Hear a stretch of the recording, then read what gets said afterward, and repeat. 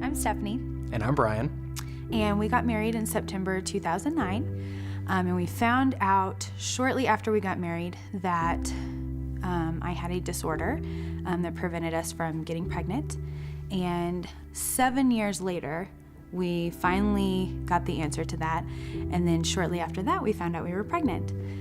And then about 21 weeks, we went in. They found out that he was funneling, which means he was coming out. So it was quite scary. And then unfortunately, what ended up happening was her water broke.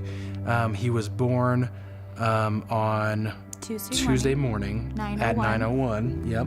And he came out, and we got to love on him for about 40 minutes. And he was alive for that time, and then he passed away.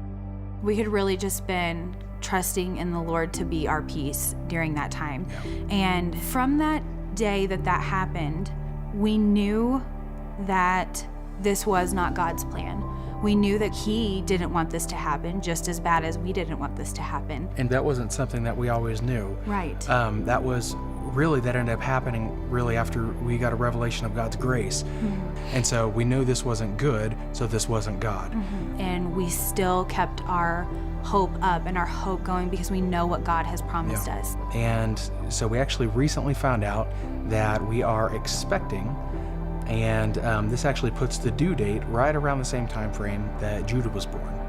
Yeah, and so any time to have a baby would be a great time, but the fact that this baby is due just a couple days after Judah was born just shows how much He loves us. So, instead of running from God, when your circumstances around you are kind of falling apart, run to Him. God's standing right there with His arms open saying, it's already done. I'm right here beside you. Just come to me.